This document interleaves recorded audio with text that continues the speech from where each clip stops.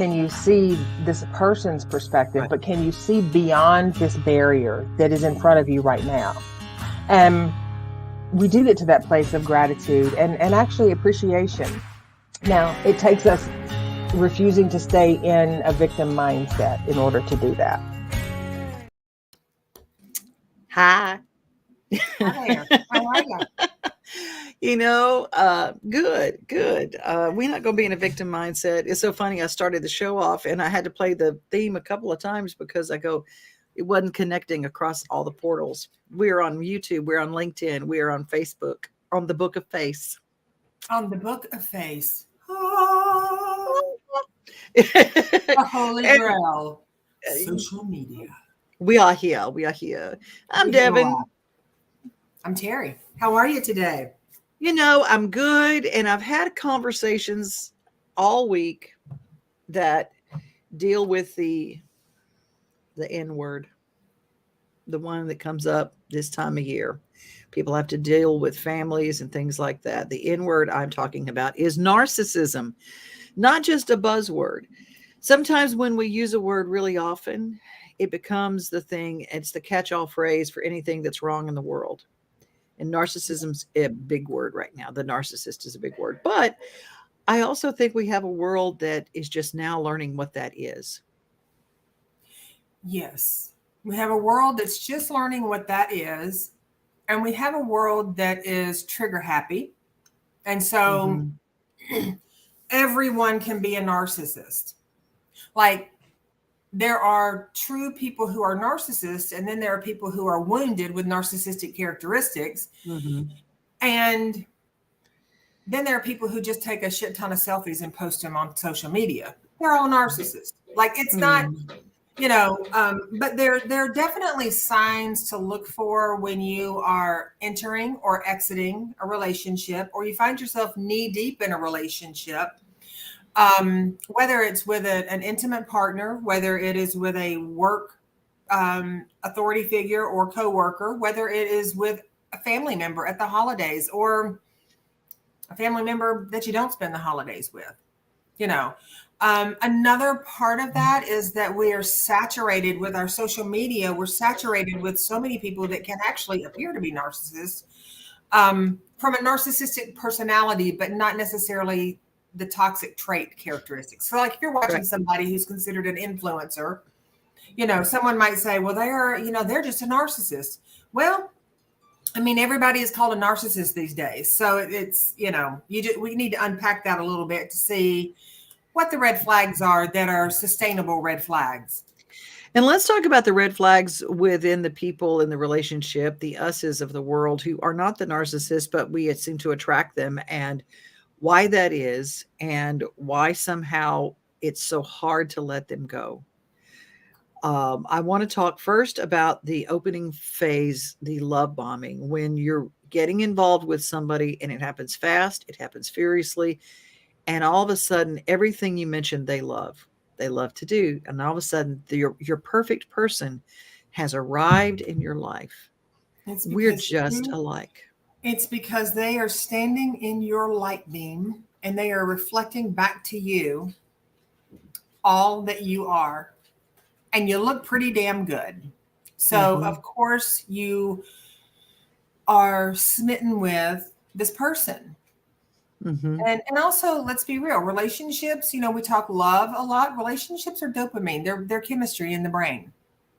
So, you have to be careful if you are starting out and someone, I like chicken pot pie. I like chicken pot pie. I like canoeing. I like canoeing.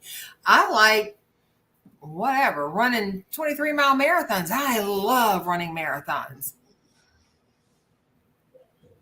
Could there be similarities that this person does really enjoy those things? Yes.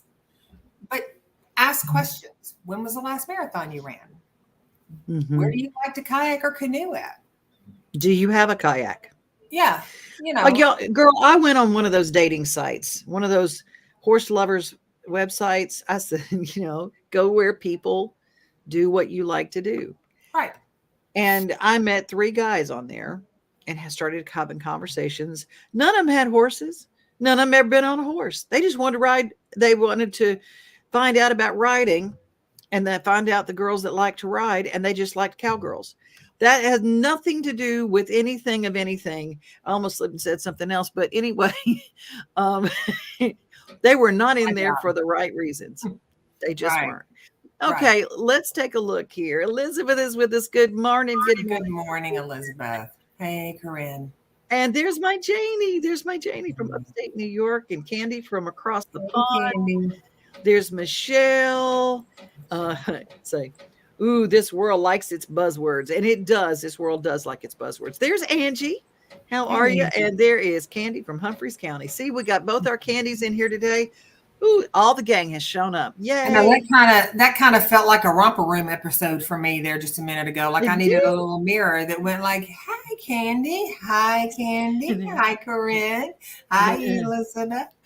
Yeah. I see. I just like that you knew romper room. I do too. That was my favorite part of romper room, and my favorite part of Santa and his magic spyglass. Mm-hmm. Mm-hmm. He never said my name. Traumatizing with that damn magic spyglass. Against you, like he's watching you, and it's like, well, he's a creep, so stop. So anyway. Mary Kim, make him stop. Corinne is saying hi to back. So hi there. Well, we're talking about the dangerous, toxic narcissist, the narcissist that there's someone who decided to work on pipes right outside. Oh, I don't hear them. So okay, good. Because I'll just pretend I'm in a powwow. Dun, dun, dun. Okay. See, that's what we'll do. There's some dangerous red flags to look out for. One of the first things a dangerous narcissist will do will be to interview you. Mm-hmm. They interview you to find out what their replies are supposed to be. And it's amazing how I've also noticed another thing is they start sometimes even emulating or looking like you or developing your likes, your life. They appropriate things from your life to connect with you. But also, now this is, answer me this, riddle me this, Batman. I've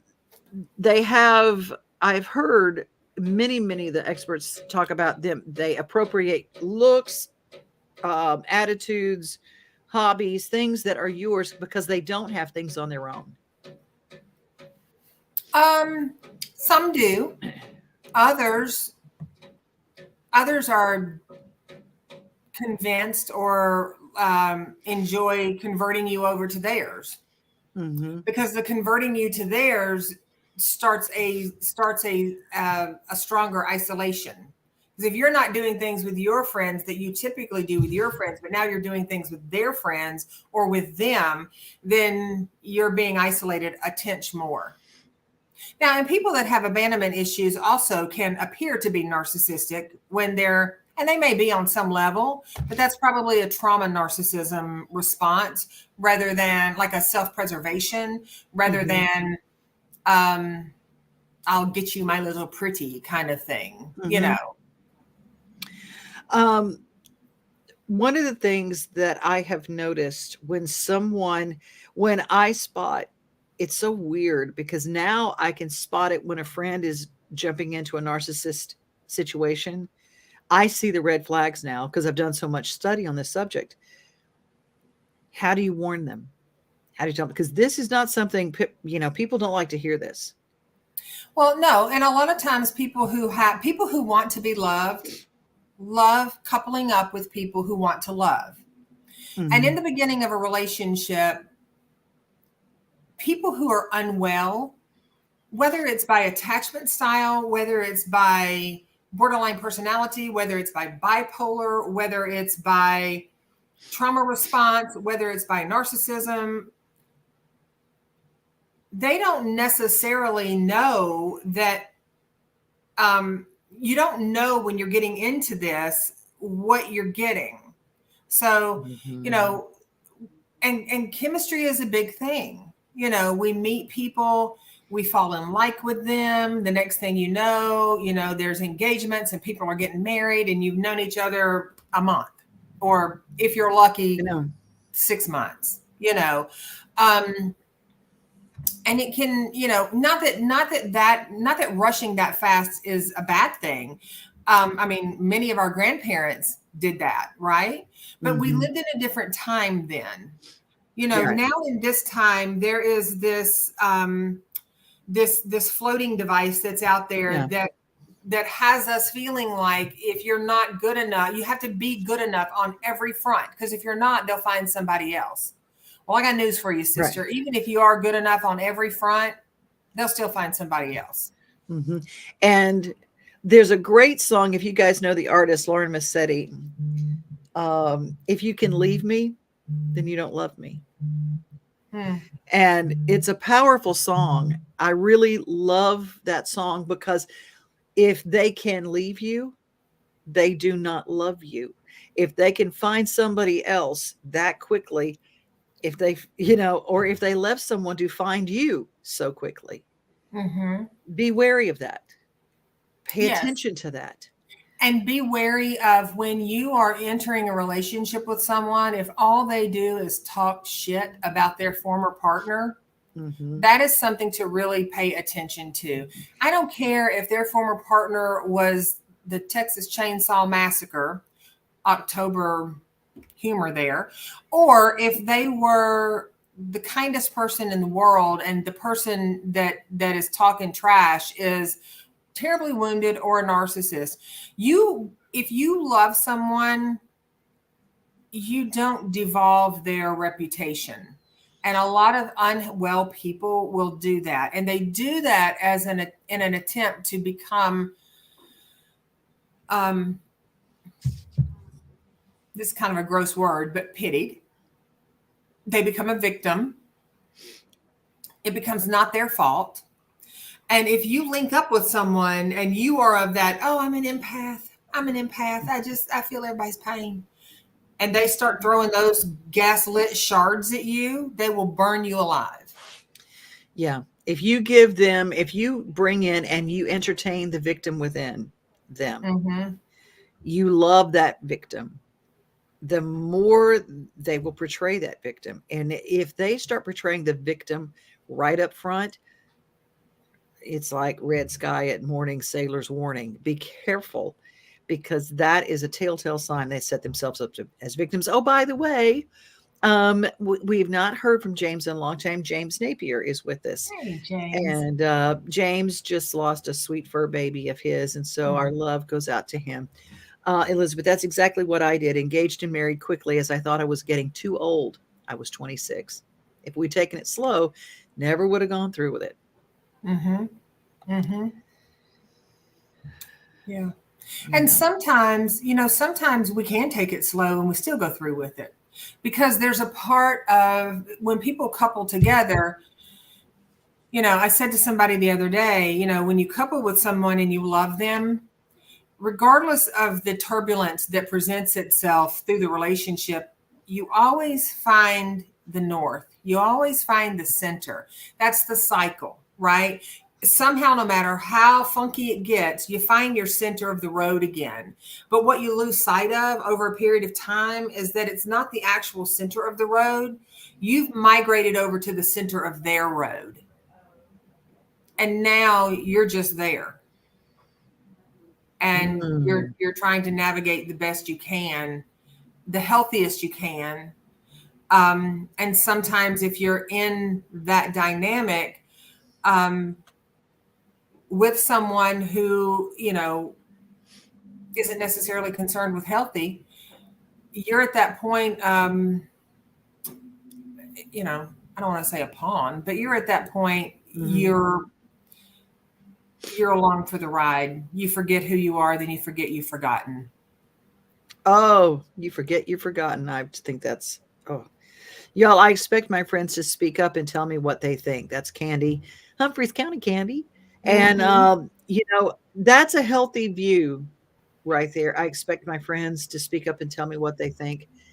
That's a healthy view, It is. And some people come from more of a, depending on family of modeling, family of origin, depending on what attachment styles they have, they want their friends to tell them what they think.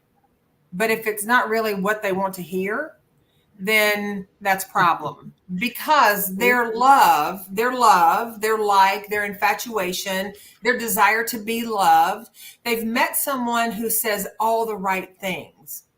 They don't want to lose that. And that means that actually both of those people entering that relationship are a little unwell. They're a little toxic. You know, one might be a bit more toxic, but they're toxic. And those are things to look at. Here's something else to look at. When someone, first of all, relationship goes fast, something goes wrong. You have a bad day. They hang up on you. And then they ghost you. Just ghost you. You call and you call and you email and you email and you show up at their house unannounced. That's on you. It's not on them. And let's open that can of worms on the person who has been wronged by this narcissist, because the silent treatment is very typical of a narcissist when they don't get their way, whether it's in your home, the silent treatment. Let's discuss that and how we have to approach them. People who are covert conflict or conflict avoidant will avoid, if you've made them mad, they're going to avoid you. They're going to withdraw and they're going to give you the silent treatment. And that is a way of emotionally punishing someone. Now, if you yourself struggle with abandonment issues or attachment styles or self-worth or confidence and all of that stuff, and you start spiraling out because you're not hearing from someone who doesn't respect you enough to call you back, well, that's something you got to look at. Because in adult relationships, let's just be real. As adults, you know, I'm going to go to the littles. As adults, we should be able to function like adults. If someone calls you or someone says, hey, I'm having a bad day, I need just a minute, be responsible enough to say, you know what, take all the time you need. Just call me back when you're ready. That's healthy. Unhealthy is fine, I'll let you go. And then you just don't call them back, because at that point you've triggered that other person. And now they're triggered and they're like, oh my gosh, I'm going to lose this cotton candy. I've waited all my life for this particular cotton candy and I don't want to share it with anybody else, but I don't want to lose it. So let me call them back. And then the other person on the other end is like, I'll have you wiggle a while. I'll have you wiggle a while until you learn your lesson. And if you get in a car or you keep texting and you keep calling and you keep doing this, you're teaching that other person how to treat you. You're teaching them, if I avoid you, you will beg me. You will crawl to me and you will beg me. And I'm going to tell you this, Devon, if you're in the first few weeks of a relationship or a few months of a relationship and this pattern has already presented itself, girl, pack your bags in your hobo bag and get the hell out of town, because that is a shit show waiting to unfold right there. It is. If you've told them all of this about you, if you walk away from me, I will crumble. They will continue this pattern and they will continue this pattern and they will continue this pattern. And when you find yourself a year, 2 years, 5 years in this relationship, you will have already lost yourself in the first few months of it. And to be able to stand on your own feet and say, hey, no, I deserve respect. I deserve communication. I deserve that. Like in a healthy relationship, we're not 10 years old in an adult relationship, although mostly some people are 13 to 15. Most people are 13 to 15. And here's another thing. If someone is ghosting you after one phone call and it's still kind of new in the glowing part of the relationship, if they ghost you, bye. Yeah. It's like, and don't seek anymore. That says everything. That says everything. And here's the other thing. Someone ghosting you, and I know this feels so personal, but someone ghosting you has nothing to do with you. I don't care if you've called them 50 times that day and they ghost you. Should you be calling them 50 times? No, you need to look at that. But if they're ghosting you, that has nothing to do with you. It has everything to do with them not being equipped enough to have an actual adult conversation to say, hey, here are my boundaries and my limits. I don't appreciate it when you call me this much. And if you continue to call me this much, I'm going to have to stop talking to you. That's adult. That's responsible. That's respect. It might not be the warm and fuzzy respect that everybody wants, but it's them saying, hey, I'm teaching you how to treat me. And Don't it's not show a up in my Hallmark house movie. unannounced. That's right. A Hallmark movie, sometimes that happens and everything gets all rosy and the people get skinny at the end, but that's not the way it happens. That's not the way it happens. Angie says, I lost a friend because I spoke up and told them what I thought. Now I'm more reluctant to say anything. Yeah, I get that. I get that. But sometimes you have to tell the truth in love. And then if you lose them over telling them the truth, chances are they knew the truth to begin with, and they just didn't like that somebody else saw it too. Yeah. And they might even circle around and be back. I started to say, if you're fortunate, they may circle around and come back. And if there's shame or they're angry because they didn't see it and it broke their heart, they may never circle back. Janie, she's going through that with her brother. She's going through that. So it's not just, romance relationships. We're talking about all of them. And the holidays are coming. We're trying to get ready. And sometimes you don't get that neat little bow at the end. You just don't. Right. Candy says, I've already seen that shit show and left it. Absolutely. Yeah. And that's the thing. We have to be well within ourselves. We have to know, first and foremost, what our deal breakers are. And I would challenge everyone who's listening or listens on the replay to take just a little bit of space and time during the day, just to ask yourself, assess the situations that you're in with friends, family, new people who might be future partners, and ask yourself, does this feel good? Because your intuition is going to be the first one to go,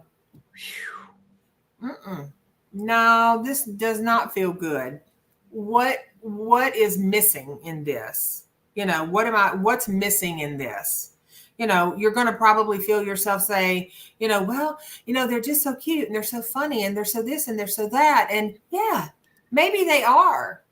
But just because you are starting a relationship off, or say you've had an estranged relationship with a friend or a family member, just because the first couple of things out of their mouth when this reconciliatory, is that even a word? I mean, good Lord. When the, reconciliation process comes in and you start to reconcile with the person, if the first few things out of their mouth are just sweet and syrupy, step back. Not because they are toxic, but step back, because you don't have to take the first thing somebody says and run with it. Give yourself that space and grace to know what it is you want and how you choose to be treated. And that works both ways, because if somebody ghosts you, they will turn around and look at you and go, well, I'm ghosting you because I deserve better. Well, all right, go find better then. That's easy. See ya. Because here's the deal. You deserve better.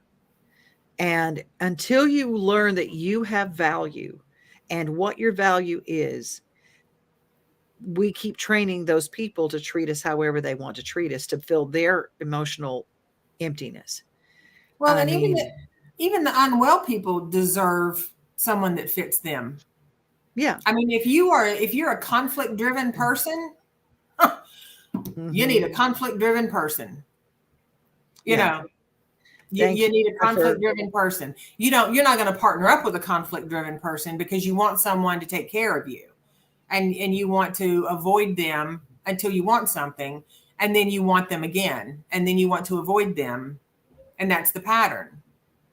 And then there's the thing that you said last week is, and this came up in a conversation, is well, I see them, and I go, no, you see them as you want them to be. You see them as you want them to be. You're already seeing the truth, but you're not admitting it because this doesn't feel good. Well, and sometimes you when you want any type of relationship with anyone, coworker, intimate, whatever it is, an estranged family member, there's nothing wrong with wanting and hoping and wishing that that relationship can be healed and that you can truly have mutual respect, and you can establish your own individual self-care and self-kindness, and you can employ boundaries which allow you to grow and also state what you need, even if it's not what someone else wants, Right. But oftentimes we don't get that because a lot of people are so starved for love, for connectivity, for attention. And I don't say this from a victim place for people, but it is that thing where it's like, I just want to be picked. I just want to be picked. Ooh, that's a huge emotion right there. Yeah. And they're not, and I had a book that I was working on a book a few years ago called The Last Man Before Expressway. And it's the dumb things that we do when we get desperate. Mm-hmm. And I was seeing The Last Man Before Expressway back when I was 27 years old. And thank the Lord, I did not end up with this person, because it would have been horrific. It was not great as it was, but I got away pretty quickly. Elizabeth says this isn't also just about romantic relationships. Same can happen in friendships. I'll always help a friend, but I've learned I can't do it for them. I'm good with saying goodbye to those who are unhealthy for my life. That's good. Mm-hmm. In familial relationships, Janie says her brother did me wrong, stole from me, and now ghosts me because I called him out. Inheritance theft. So I'm cut off, ghosted, as if I did something to him. Remember that phrase, as if I did something to him. He's acting victim. Hope he enjoys his tractor. He won't return. Now I have to deal with the law. This so sucks.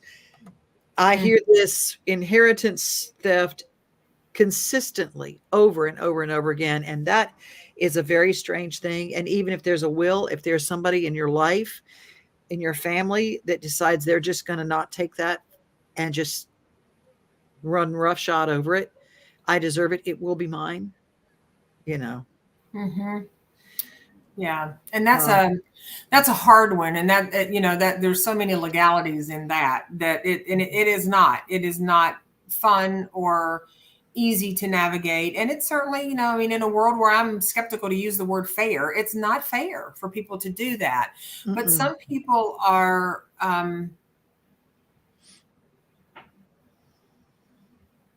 emotionally void unless it serves them. If it serves them, they're all about it. That's right. Gimme. But Jesus, sorry, I shared my mess. Very stressed. Well, Janie, I'm glad that you're here. I'm glad that you came, and we're going to work on that stress. Elizabeth said sharing is always okay here, Janie. I love. Absolutely. And this is a place where every week we come with all of our mess and we just throw it out there. And one of the ways around this mess is to realize that, one, you are worth being treated well. You're worth that. We're worth being treasured. My father, God rest his soul, said, don't settle until someone treasures you, baby, until someone treasures you. Now, that's a beautiful word, because it's not just love, because love has taken on a thing, but treasured is so different, and I just really, really, I hope that you guys will take that to heart. I love you too, Janie. I love you too. Joyce just joined us. I hate I'm late again, but I'll listen to it all later. Joyce, we're just glad that you showed up. Absolutely. We're all worthy. We are all deserving, says Elizabeth. And Candy says he gave you a great piece of advice. Well, he did. But here's the deal. Don't settle for someone who doesn't treasure you. Another thing, don't settle for someone who doesn't pursue you. And I don't mean like a stalker. I mean someone who says, you're worth my phone call to you. Right. If you find that you're the one that's anticipating a lot of everything, they're going along with it. They're going, yeah, sure, I'll go out. Yeah, I'll do that. make sure that there's a balance. Those are little things that you come in your life, and I'm not going to say don't trust things that happen very fast, but don't trust things that happen so fast. And I'm going to add this because, you know, I'm always doing both sides of the coin here. With don't trust or don't fall for someone, don't get in a relationship with someone who can't treasure you. Also be sure that if there's work to be done, you've done your work, so that when someone does show up in your life that is equipped to treasure you, you don't sabotage that and push them away, because we can do that. Oh, yes. There's always two sides to every conversation that we throw out there. There's always two sides to that. So one of those is that, you know, allow yourself to be treasured.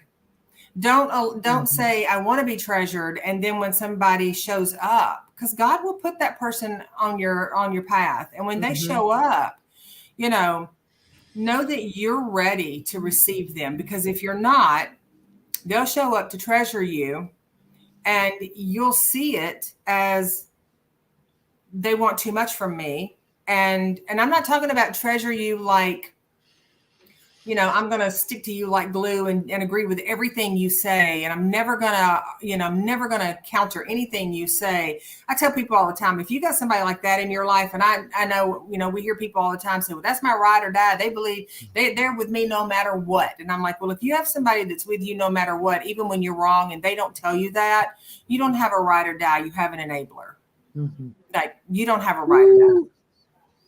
You know, I personally would not want anybody in my pocket that is going to agree with me all the time, especially when I am not showing up in my best self and they don't have the respect for me to say, hey, let's just look at this for a second. I don't have anybody in my life that agrees in everything I do. I just don't have anybody. I never have. Hey, Janie says, lowering expectations of these people. And Elizabeth says, God or the universe does put the absolute right people into our lives. Yeah, just remember there's another force that'll put the other people in your lives too. So you got to make sure that your little divining rod of faith, hope, and love is out there, and you can tell the difference. And do not continue to make a mistake just because it took you a long time to make it. And also be accountable. Like, be accountable. Like, I had somebody tell me one day, well, you know, I'm just there, you know, and this is not a client, just a friend of mine, you know, met somebody, we're just dating, da, da, da, da, da. And all he wants to do is go to the clubs, go to the bars, go to the bars. I'm just tired. Where'd you meet him? In a bar. Okay. What do y'all have in common? Well, you know, going to bars. I'm like, okay, well, it's got to go further. We as human beings, there's a sector of human beings that is terrified to let anybody in. They want to let people in, but they're terrified. So they do the emotional fly fishing. Come. Oh my God, you're too close. And they push you away. And then come. And then they push you away. You start doing that dance with them. And I've been in a relationship like that myself. You do that dance with them, you'll lose yourself. You will lose yourself, and your brain will pop open going 180 miles an hour at 3 o'clock in the morning, trying to figure out what the hell you did wrong. You have to be accountable. You have to be. So whether it's our own, you're going to meet somebody at Publix, at Aldi's, at a dating app, you're going to meet somebody at a concert, you're going to get together with a bunch of friends and you've met somebody. Know that you've done the work to know yourself, so that when you meet somebody, they share who they are too. They're not just trying to mirror back to you all of the good things in you. Because when people start mirroring back all of the good things in you, it's real easy to go, God, they're so sweet. It's not that they're going, hey, this is what I think about you. This is what I think about you.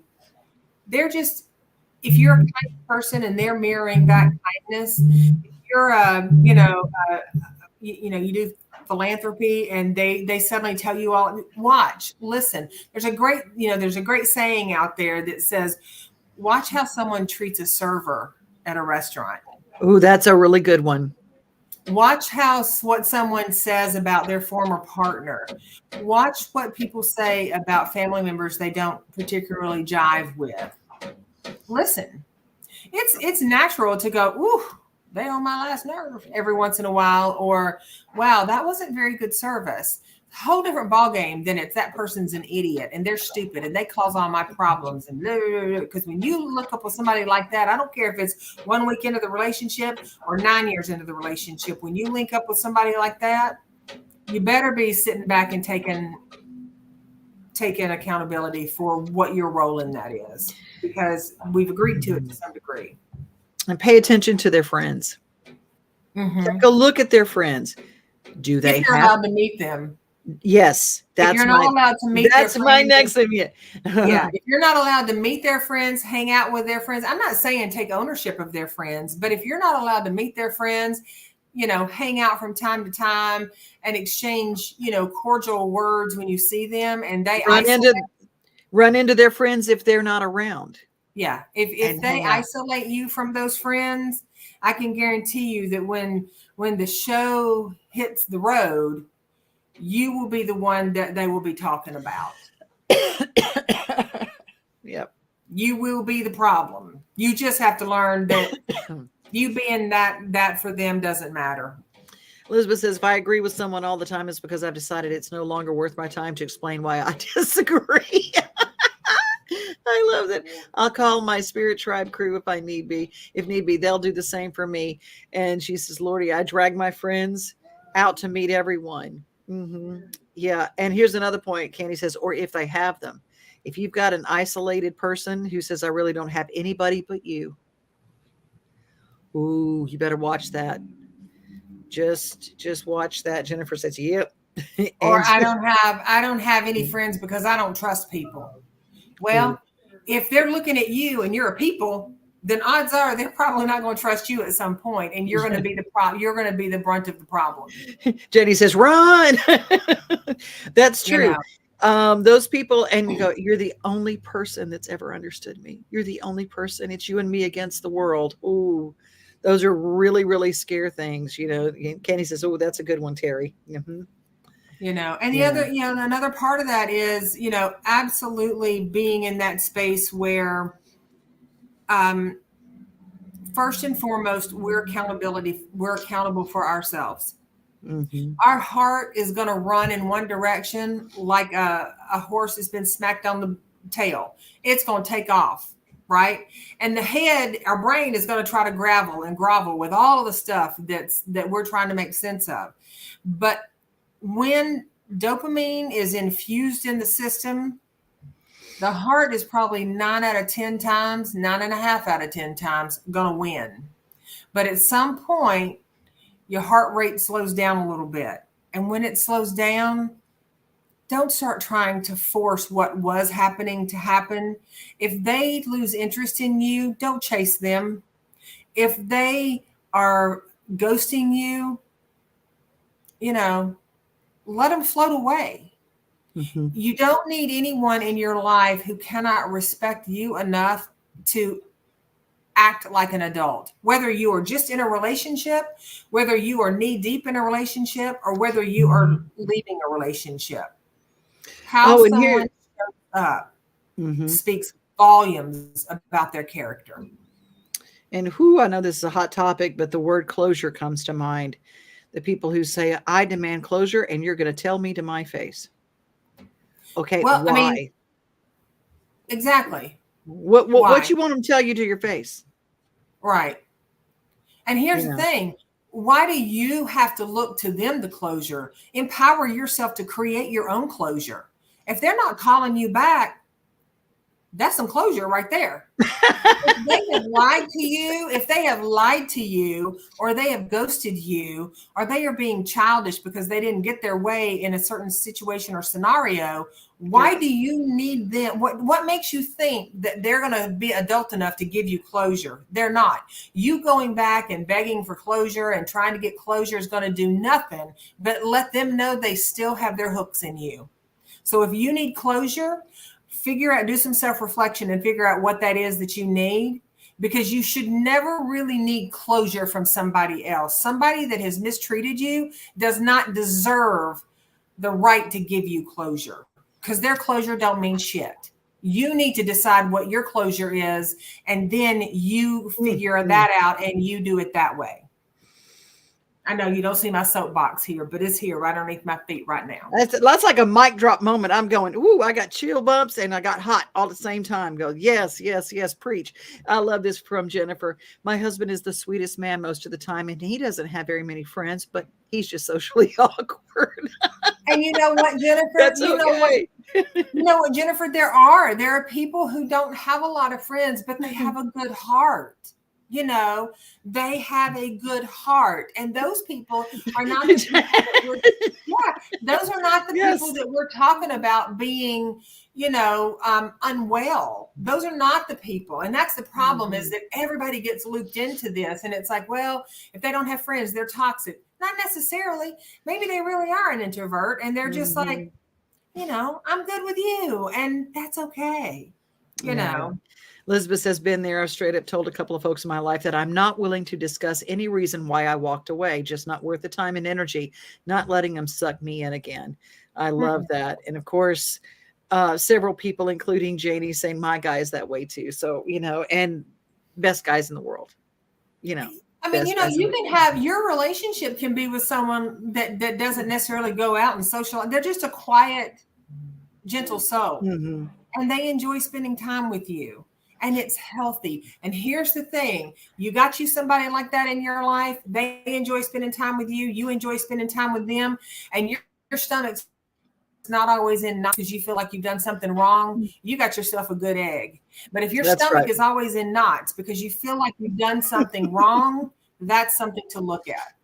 And I love this. Jennifer says, most of my husband's friends are my friends whom I introduced him to. And Jen, I will tell you, your husband is fantastic. And so does, and Angie and EB, we're all saying, yes, we love him. We love him, and that's the truth. And sometimes someone integrates into yours because you are better at gathering a tribe. But the fact that they do love that. And I'm talking about when they have this secret life. When there's a secret life they don't let on, Here's the thing. The partners that enjoy going out and supporting you and meeting your friends and, great. If you have an unhealthy person, they're not going to want to meet your friends. They're also not going to want you to go out with your friends. That's that knot in the stomach kind of thing. If you're going home every day or waiting on somebody to call you every day, and you suddenly find that you're doing that Fred Flintstone thing across the floor, like you're walking on eggshells because suddenly your stomach hurts. That's probably not a healthy relationship. Well, I'll take that back. That is not a healthy relationship. Joyce said, that's how I feel sometimes in knots, feeling like I'm doing something wrong. Awful feeling. Don't like that. It is awful. Well, you guys, we opened this can of worms. We've gone over, so I'm sorry that we've gone over, but I'm not sorry because this is important stuff. And just creating your space to know that you deserve good. You don't need somebody else to give you closure, that when it feels wrong, it is wrong. You can sense it in your gut. It will tell you. And if you ever have somebody who says, I don't need anybody else, why do you need someone else? That's not good. That's just, so those are some things for you to look out for and some things to combat it. Absolutely. And also just knowing that, there are anything that you share, any information any intel that you share with this person as you're getting to know them. If we're talking about an unhealthy person, I can tell you this, that information might not be used in the beginning. It might not be used in the middle, but an unwell person, their memory is like a lint trap. They're going to remember every vulnerability you have shared with them. And if you don't make sure that you are in a good space to be able to leave well, then they will either try to entrap you to keep you to stay, or they will smear you as you go because they're unwell. Mm-hmm. And all of us, to be clear, all of us can be triggered. We can all be unwell from time to time. I've said this before. I've said to clients, I've said to friends, I don't care how much work you have done, myself included, don't care how much work you have done. If you if you step into the crosshairs of someone who is intentionally trying to hurt you mentally, emotionally, physically, spiritually, Mm-hmm. they can snatch you out of your healthy place in a New York second. So you got to know yourself. Well, next Tuesday, I'm just saying, next Wednesday, I'm just hoping that you guys can open up the can of worms about those people who are narcissists, who accuse you of things that they are doing. But that's for next time. I always say there's the best way to know what a narcissist is doing. Listen to what they're accusing you of doing. And that's another can of worms. And we'll talk about that next time. But I'll quickly go through. Elizabeth says, I absolutely love our Wednesdays. We always have great discussions. I appreciate you two bringing us all together. Janie says, saved in the files. Good. Angie says 30 minutes is just not long enough. I just love it. I agree with you, Angie. I agree with you. Jennifer's going, oh, Lord. Yeah. And Candy is, look forward to next week's show. Yes. This is, y'all, there's so many things, and you guys are really keeping the conversation going. And you guys can keep this going after we leave, because we have comments, and those are always great. And even after the fact, if you watch this show on replay, let us know. And if you got a topic for us in the future, we are going to keep that going. And Candy, thank you for bringing all this up. Ladies, love you all. And we love you. We love you. And Joyce sending out some love. So, yes. So Jamie and all the crowd who joins us each and every week, you can reach out to me, devanoday@gmail.com. Teri? You can find me at terrypugh.com or on Instagram or Facebook or wherever your scrolling takes you. I'm there. So I like your TikToks. I like your TikToks. I thought about deleting the TikTok. Oh, no. No. I like your TikToks. Okay. All right. I like it very much. I will reconsider. Just for you, I like Devon. when you were calling God to tell him. Girl, I was like, God, I need to make sure I am not on your strength warrior or your strongest warrior list for 2024. I need a sabbatical is what I need, because my brain is already on the sabbatical. My brain is like, I'm out. I know. I don't even know what day it is. I keep booking shows and saying it's tomorrow. And they go, and I thought you said Friday. I thought you said Monday. And I go, oh, I did. I'm sorry. I'm sorry. I was right the first time. I just anyway, right. Y'all have a good one. I'm gonna pull out my calendar so I can learn what day it is. Yes, and please, in closing, know that as always, we appreciate you spending your time and your energy and choosing to engage with us. We could talk all day. In fact, we did the other day, half a day almost. But it is so refreshing and fun to have you guys here and engaging, because we all love you, each and every. And we're honored that you spend time with us. And so until we see you next week, be mindful that if you find yourself speed dialing or speed texting or showing up at somebody's doorstep unannounced, you probably need to look into that. And if somebody is doing that to you, you need to look into the reality that is not that they are smitten and just in major love with you, but there might be something not okay, unwell, and you need to be able to set your boundaries there. So there's that. And as always, until we see you next week, we want you to give yourself some self-kindness and some self-love, and everybody all together, increase the peace. That's right. That's right. Bye, you guys.